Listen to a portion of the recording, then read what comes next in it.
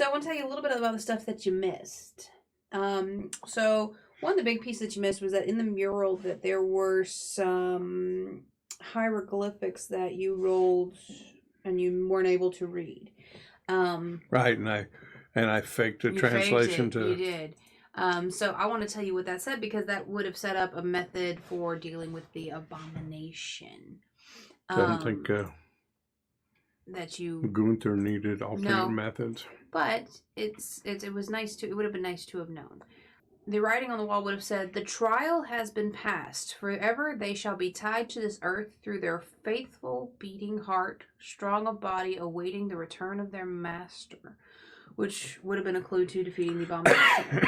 Because had you made it into the treasure room with the abomination still alive, you would have heard his still beating heart inside the canobic jar with the ankh upside down.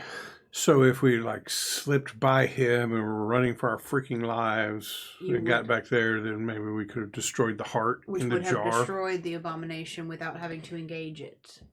That's cool. Yes, it was very cool. The abomination was really, really cool. I was looking through his character sheet the other day.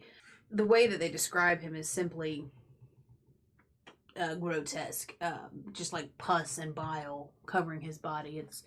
It's quite disgusting. But he was a servant of the Black Pharaoh, Nyarlathotep.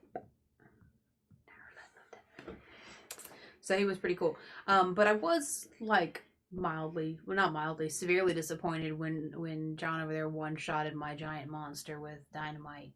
I did think So what have we learned from this? Never give John's characters time, right? Yeah, I should have just ultimately said no. But he didn't even, even if he hadn't been given dynamite when he first walked in, he was going to get it from the German guy who's dead on the floor. So it didn't matter. Yeah, he was going to get dynamite. It was preordained. It was going to happen. That's right. So, me putting a little points in the demolitions was very good. Me putting points in the Coptic, not so good. I did try to think of ways to use it. It just didn't ever really come up. It wouldn't make sense either. I read through the Coptic, and it would have fell out of fashion to be used in the late 1800s. So you could have come across some people who still knew the language, but actively speaking it, no. Well, yeah, nobody actively spoke it, but if the tomb was a certain age, like the very late ancient, right? I didn't want to have us able to read hieroglyphics, and then we get in there and there's a bunch of stuff in Coptic, right. And it's really. And we were talking about this during the break, but when John one-shotted my abomination, the old dungeon master in my head was double the hit points, to keep it alive and keep it up. But as I was telling you, we were running a module and showing people how you can make changes, because if you guys end up running this module, you'll see that I did embellish things. I added flair that fit for what my players were trying to do, and that's one of the important parts of running any module or any homebrew campaign, is kind of being able to sprinkle in your flavor where needed. It's also important to note these scenarios, what's it called? Gateways to Terror. Gateways to Terror are intentionally beginner type scenarios. Small scenario to be able to run quickly, at a small session at a con or in your local game store or whatever. So meant to be run quickly, but shows some of the much of the mechanics of the game, right? So we got through using skills. You had sanity come into play. And that probably should have come into play a little harder. I can't believe I made this save on the indefinite insanity. We talked about that this module calls for sanity rolls a lot.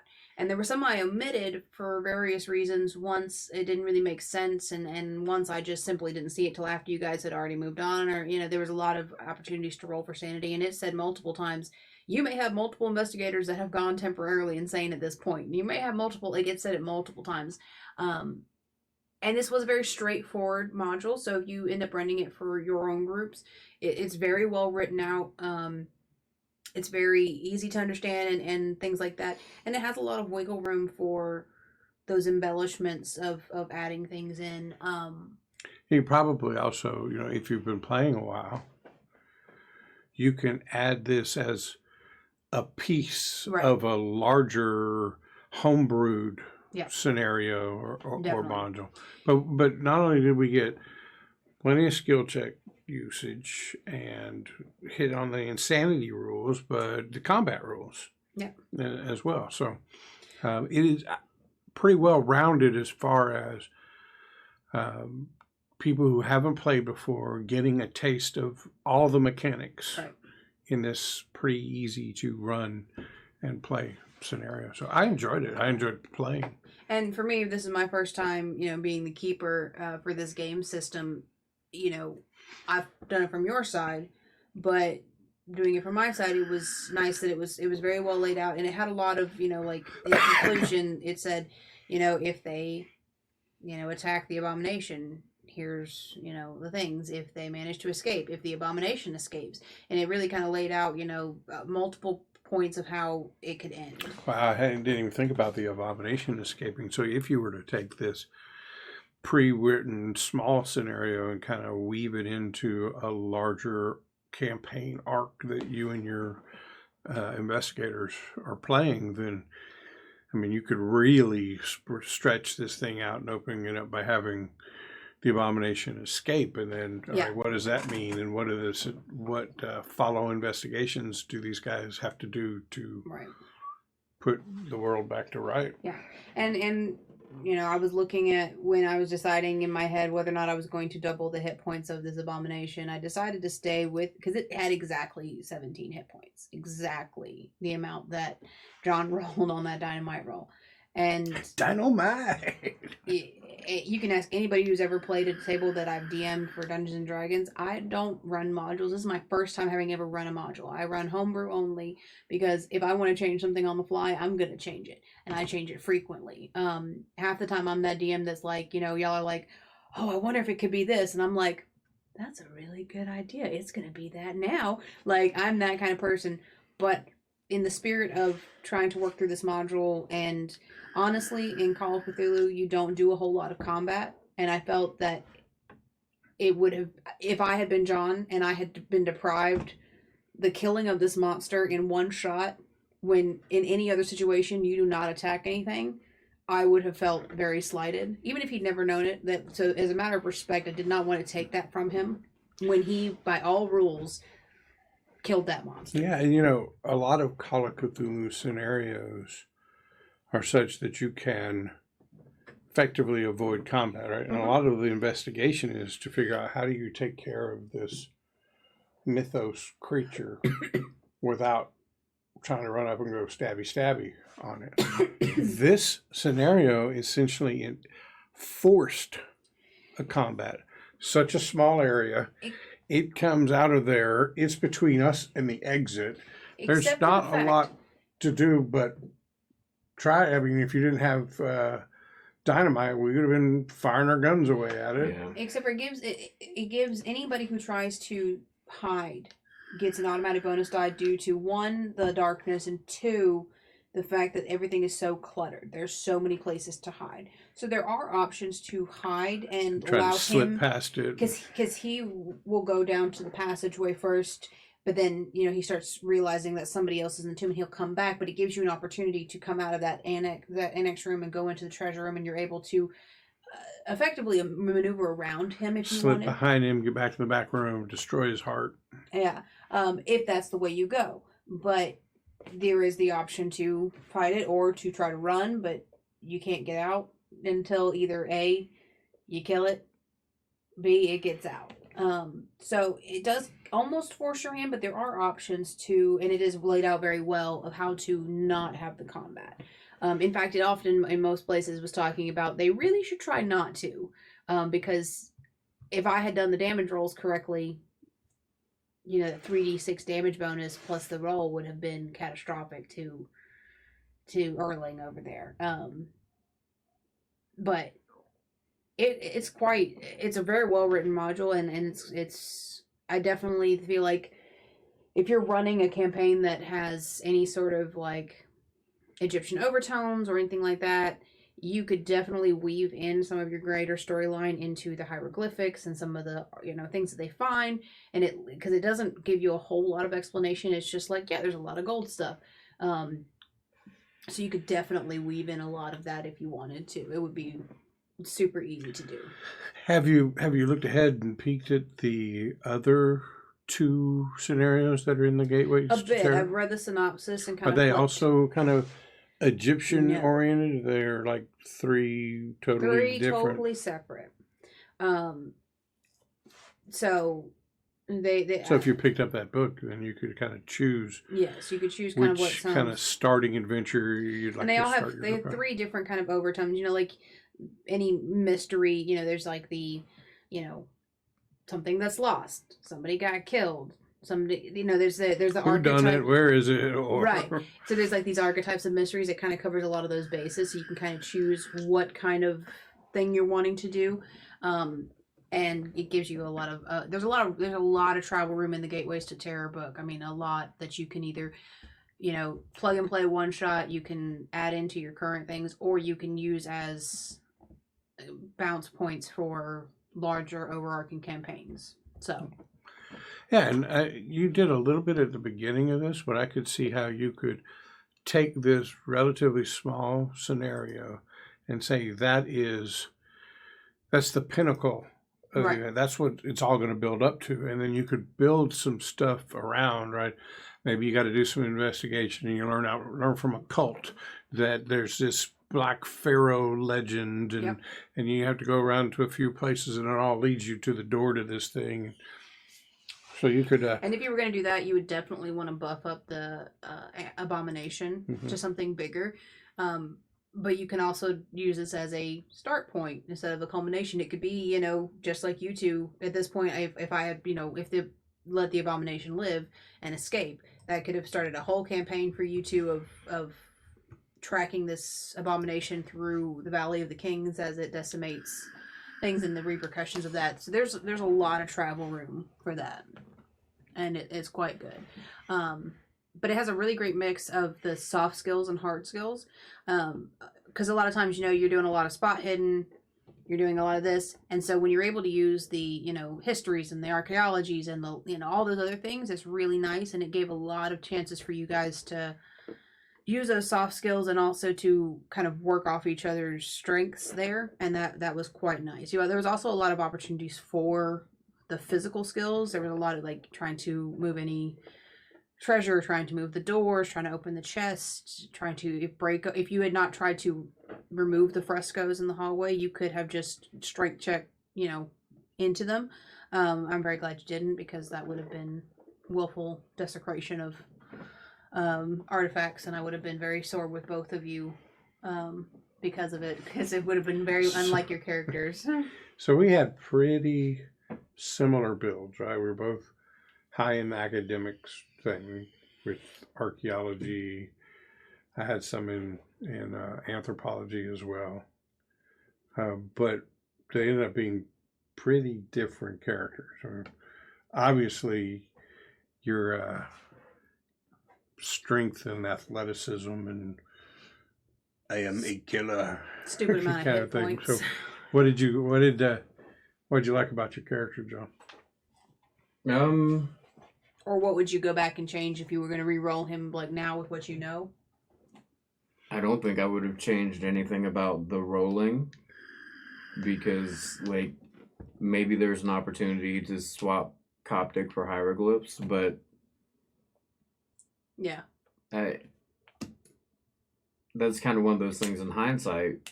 It's easy to say, yeah, I should have took hieroglyphs instead of Coptic, but it could come in handy if we do anything else in Egypt to have the Coptic. Yeah, definitely. If we're in a library or something looking up. Because Coptic fell out of fashion in the late 1800s. It was only used for about 100 years, like, actively.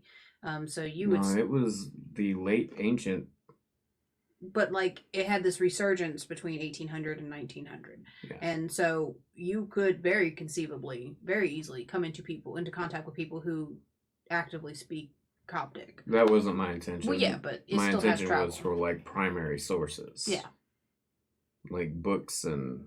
But this module had a person. Like, I did not change it. That was a genuine German person. Like, that was the thing. Is his name was, you know, like, the pre-gen character. Yeah. Well, no. The person who was dead. Like, yeah, right. They were like, you know, they need a successful language check of German. I was like, well, dang, Erling's gonna be over here reading this journal because he's gonna be able to.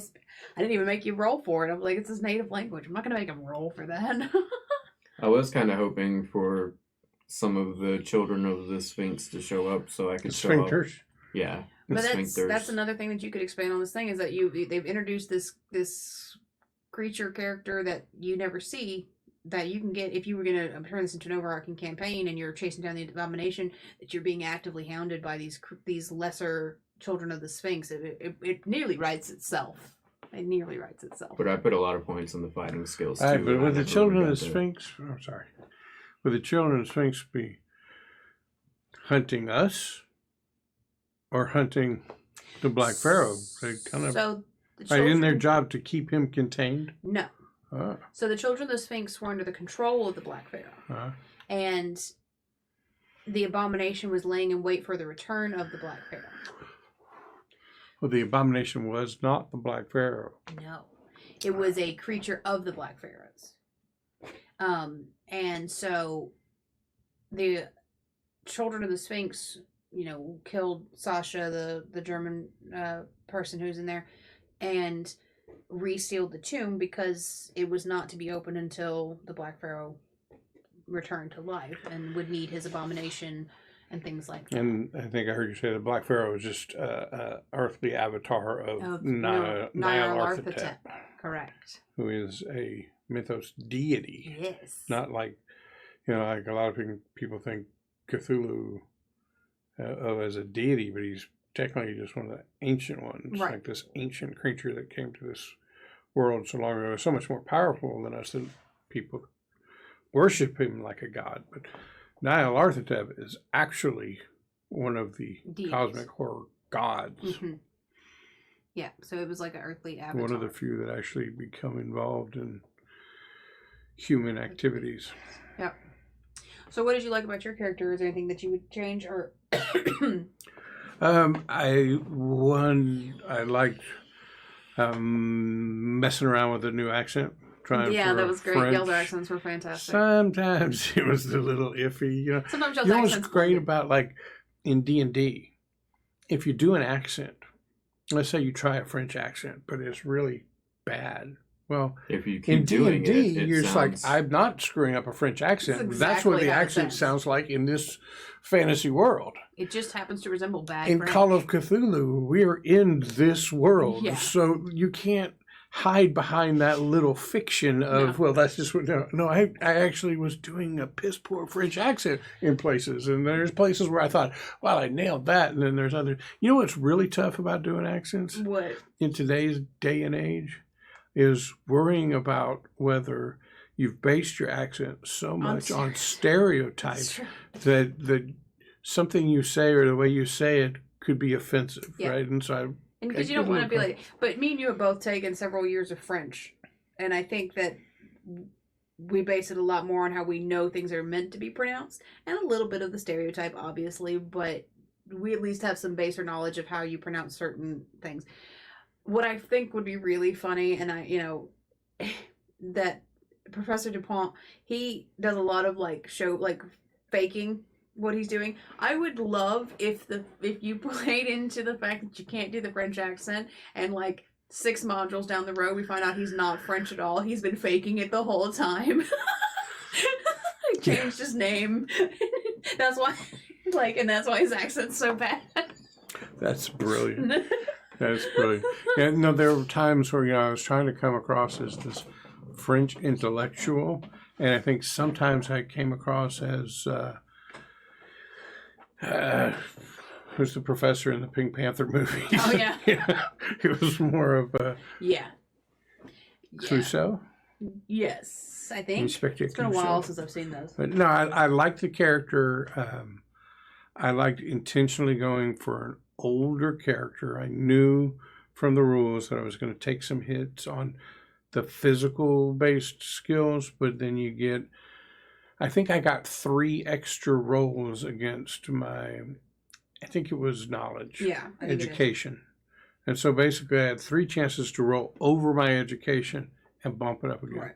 Now the education started off kind of high, so I missed 2 of those, but on one of them I got to bump it up, and it was a pretty good roll there. So yeah, I was going for the particularly, you know, another thing, you know, in D&D, you try to build a character, but in the back of your mind is always this min-max mentality, right? I'm going to be in these battles, and I got to make sure that I need my dexterity high so I can do that. Yeah. Right. So even though you're trying to remain true to this character concept, you can't ignore the fact that, you know, I got to make sure I've got high enough dexterity that I'm going to get good shots with my arrows or whatever. But in this one, I was intentionally trying to build this character without. It was easier not to think about those min-max type of things. The way it's set up, it's easier because you realize that you're not trying to actively be a combatant. I'm not building a fighter or whatever. You got to have a little bit in there. We've learned you got to have some, but it does not have to define how you make the character. Yeah. So I built him intentionally older, got a little bit more on the intellectual skills because of it. I did put some skill points into handgun. Yeah. And I was sitting there trying to figure out a way. Was there a way for the soldier background? The the experience package of soldier. I immediately discounted, because I'd already kind of built my backstory, discounted the medical background. He was not a medical doctor, and the cop background. No, he was an academist the whole way. But I was starting to think, okay, so this is 1924. World War I was like 1914 to 17 or 18. Right? So I'm like 57 years old. Knock 10 years off of that, that's 47. That was still probably too old to have been, in there. So I didn't feel like I could get it. And I know there was a point at the end of the war when it was like, get your kids and your old men and give them a gun. But France is one of those countries that, like, in the late 1800s, they were still pretty much always fighting anyway. Like, yeah, I could have probably done some research and found out that I wouldn't have to go back a few more years to get to Etienne's fighting years, and there'd be some kind of French conflict that I could have hung my hat on. 1870s ish. But I mean, just given the time period, and men of any age would have had base or knowledge of how to fire a firearm. That's just standard.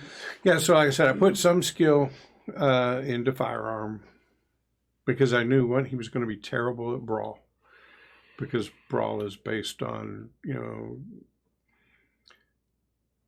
physical stuff.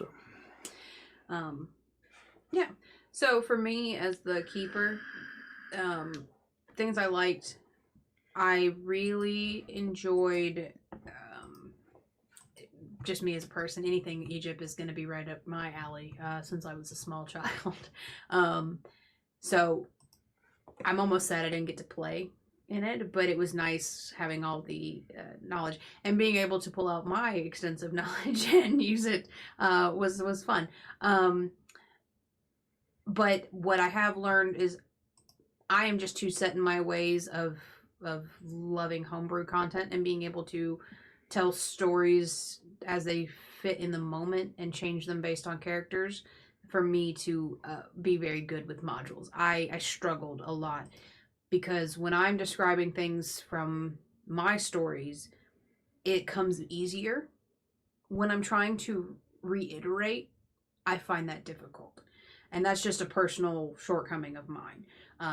I've noticed you do a really good job of taking the information and putting your spin and being able to explain it in a way that's very your style. I just am not very good with that, I guess. If I were to go back, I would probably take out a few things and probably make the tomb a little bigger so that there was more of a chase for the abomination, you know, some tunnels that looped around. A need for navigation skills. Right.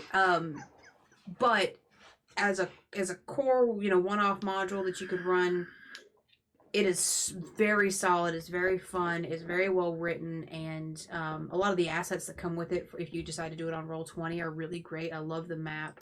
I really enjoyed a lot of the pieces of it, and just me as a person, I'm a person who takes things and like scavenges, and I'm like, oh, I like a little bit of this and I like a little bit of that.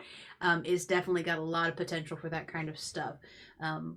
But I have learned, just, you know, in the 10 plus years that we've been playing TTRPGs, having never run a module, I see why I've stayed away from them, because I'm too ADD to follow directions very well.